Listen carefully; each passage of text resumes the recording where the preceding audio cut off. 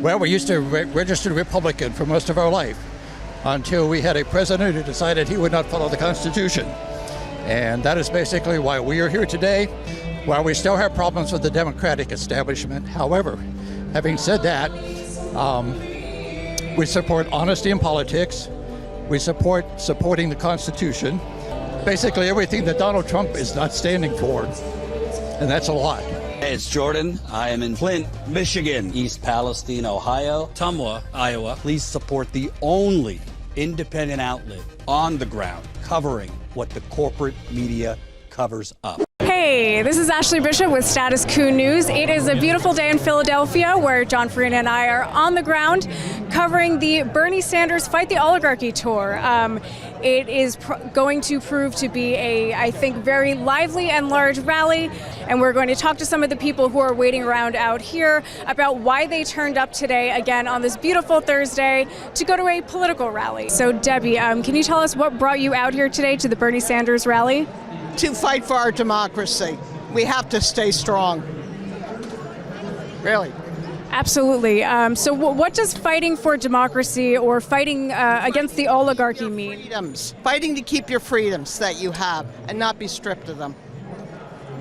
Absolutely. And have you or your family been affected by these mass layoffs or tariffs or, I know of one special needs child who's on SSI, and they cut her $200 a month. Well, we used to register Republican for most of our life until we had a president who decided he would not follow the Constitution. And that is basically why we are here today. We're supporting a viewpoint that defends the Constitution, defends American principles, and stands up for justice. And that's Bernie Sanders. Absolutely, and this must be a difficult kind of transition for you. You said that you and your family voted Republican up until this point, but Trump being in office has made you guys kind of flip. What would you say that you are looking for in representatives now? So you align with Bernie. How do you feel about the Democratic establishment now in this moment? Well, we still have problems with the Democratic establishment. However, having said that, we support honesty in politics. We support supporting the Constitution. We support basically everything that Donald Trump is not standing for, and that's a lot. Absolutely, and I guess I would ask, if you don't mind answering, you are, I'm sure you and your family are working people just like we are. How are you guys faring in this moment? Because a lot of people that we talk to have said that they're struggling, and the president who ran on a slate of promises to improve the lives of working people, it doesn't seem to be coming to fruition. So I would ask how you guys are faring, how you feel about how life in this country is just on a personal level. Well, for us, we're still employed. As a 50-year school bus driver, we're still driving kids to and from school. The spouse has retired from a second job, and blessedly we have a good financial advisor and good financial planning. So right now we're still doing pretty good. But we are clearly very, very concerned about our colleagues, our co-workers, who are in the position that we are, to have been able to save up a lot of money over the decades. The economic trend does not look good at all. We're fully expecting a recession at best. Absolutely, and you said that you're worried about your colleagues. Is there anyone else in your life that's been personally affected by any of the layoffs, or relating to the federal government layoffs or the layoffs that have come up as a result of the tariffs? We personally do not know colleagues who have been laid off yet, but clearly this has happened not only to the federal workforce, but to so many in the private sector as well. The tariffs are just a disaster. It's not good economic policy. And someone who says that multiplying 6 by 17 equals 112, which is Mr. Trump, he said that twice, is not capable of managing the economic policy well. Absolutely, and speaking of economic policy, I'm just going to refer to my phone for a second, because it came out Earlier today, Trump unveiled his proposed budget, and the budget includes $160 billion in cuts to healthcare, childcare, education, housing, research, clean energy, food banks, and other things of that nature.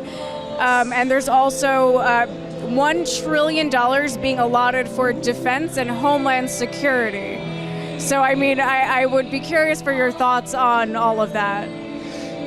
He's giving the American public a hidden tax increase, not just through tariffs, but through removing subsidies at the federal level and putting them back on the state and local governments.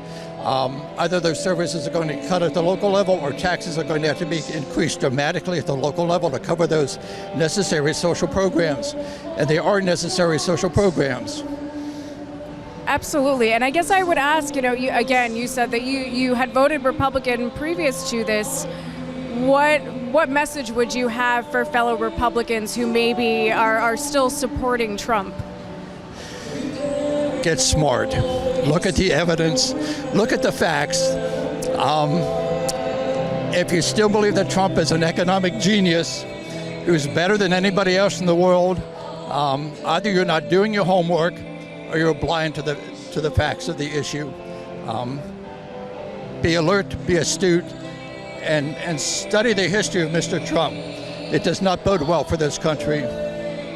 Absolutely. And do you think that the corporate media has done a good job of, kind of telling people what's actually going on here, how things feel for working people, and representing that reality on the ground that you say that you and your family are actually feeling? Corporate media has clearly had issues, both at when the Democrats were in power and as the Republicans are now and have been in power. Corporate media has a lot to answer for, and frankly, that's one reason we're in the predicament that we are right now. You have to show evidence. That's our system. When you want to deport somebody or throw somebody in jail, you need to show the evidence in a court of law, and then there's a decision made. This administration never shows evidence. They tell you that something is wrong or somebody's a criminal, but they don't show the evidence. This country is founded on due process. William Penn, the guy that's on top of this building, was thrown in jail for blasphemy. And so was the jury that wouldn't convict him. I'm here for due process. Everybody deserves it. Absolutely. And have you or anyone you know been personally affected by the mass layoffs, by the reduction in social services, these sorts of things? That works for the Department of Labor, and yes, she has been impacted. And it's a stressful thing when you've got a family with young children, and you don't know from day to day whether the job that you've done for 18 years is in peril. No one should have to live like that. Again, if you can show fraud and be transparent and show a reason why you're laying these people off, you're shutting down agencies, you're stopping services. If you can show the reason why, you show your evidence. This administration he has a problem with the truth. Stop the steal. Where was the evidence? We've had 10 years of no proof. It's very distressing, so I will come out in the street to fight that. Absolutely. I'm so sorry to hear that, this has happened to your family. And, like you said, these are working people's lives that are being affected. I pay my taxes. I expect services for my taxes. I expect, to be protected and my neighbors to be protected. If they're here in this country, they get due process, no matter how they got here. Absolutely. And we are here at a Bernie Sanders rally, and I think that that's kind of significant. How do you feel about the Democrats, what they've been doing during this time, given especially that they're the ones who had been saying if Trump gets elected to a second term, it will, give rise to fascism in the United States. How do you feel about what they've done since he actually was elected? Well, I think they got off to a slow start, but they're going in the right direction, I think. They're coming out publicly. They're standing up to him. But instead of telling us about Project 2025, Why didn't they take 5 minutes and get out every night and read a section? Where was the news media? In the D block every night, explaining what Project 2025 was. I actually read much of it, not all of it. But I took the time and read it. The climate is very important to me. And so I wanted to know what the plans were for polluting the air and the water. This is a fight that we had a long time ago. The EPA, the Clean Water Act, the Clean Air Act. Citizens demanded these things, and that's why we have these protections. I don't want to see them eroded. Absolutely, and to your point, corporate media has been, they will throw out, Project 2025, but not actually explain what's in it, and it seems... News is not infotainment, it should be news, and Project 2025 was the lie, again, that he told. I don't have anything to do with that, and that was a lie. That was a lie. Everything we've seen for the first 100 days came right out of that playbook. You don't write a 950-page document and then say, I was just kidding. Absolutely, and despite Trump's trying to distance himself from Project 2025, I think it's clear at this point that he is enacting as much of what was outlined in Project 2025 as he possibly can. And to your point, they had time to plan for this, and it doesn't seem that they have had anything to really roll out because they were given warning before any of this happened. Why wasn't each member of Congress, Democrats, taking up a section of Project 2025 and educating? We don't read anymore. So making little 5-minute videos about what this section of Project 2025, that would have been very helpful. Absolutely. So what would you like to see our representatives, especially our progressive representatives, do from here? What do you want to see Bernie doing from here? Continuing to rally the country. Continuing to support us, those of us who come out anytime there's a protest. I'm still a working person, but if I hear something's happening, a Velo Air, Tesla takedown, hands off, all of it. It's all relevant because I'm standing up for somebody else. It might not be me. It might be a colleague who's a naturalized citizen. It might be a neighbor who's an immigrant. They pay their taxes. They deserve due process. So I want to see Bernie continuing to rally the country. He can feel the wave. Right? These things are growing. I don't think they're shrinking. Maybe I'm wrong, but I don't think they're shrinking. Absolutely. So I guess I would ask a follow-up question to that. So after these rallies are done, you go home, John, the camera guy, and I go home. We're back to New York City. What does everybody do after that? How can we carry this momentum into our everyday lives outside of the rallies and outside of the protests and marches? Well, when you're at the rally, certainly connecting with other people and staying in touch with them online. I know that's been real helpful for me to know. The thing about coming out, it's like a salve. People see what's happening and they're outraged. And then they come out and they realize, I'm not alone. Look at all these other people that are also outraged. So, I come out because it's like a salve for my soul. It lets me know that there are other people who feel that this is just as important. Honestly, I've watched some that I care about become more and more tainted, and basically it's more, how do you phrase this simply? I've watched something that I care about that I believed in as a younger, but gradually more and more torn down and shat upon, essentially, been trashed on. And Sanders has always been a voice. Sanders is not really somebody I really align with per se directly, but I respect what he's trying to do, and he's actually talking the real truth here. He's saying this is what's going on. There's things that are happening here that are just corruption, flat out. With rich people who have more money than we're ever going to have in our lives, trying to dictate how we're going to run this country, which I can't stand for. He's trying to get the voice. He's trying to get that voice out there, trying to make sure that people are being heard. To say that's important to me. To actually be here and be hey, there's a world where this doesn't have to be this way. There's a world. There's people are just going to sit here and just accept that we're being dictated to by rich people. So I feel that's encouraging. Sanders being a liberal bastard is also important too. He means well. But, it's just to me, it's like the fact that this is a chance to like resonate with people who are like-minded, who are tired of seeing what we're seeing happen. And it's a chance to change that. He's to like get our voices out there and known. Absolutely. And can I ask, did you vote Republican in previous elections? Okay. Well, let me rephrase that. If there's only one candidate for local election, I'll vote Republican, because I'll just put right in. But otherwise, no. Republicans have lost. They're not even a party anymore. They're a bunch of fascists. So yeah, let's be real. Yeah, I mean, I'm going to tell you what I feel. I've seen it. I mean, I've only voted independent, Green, or Democrat most of my life.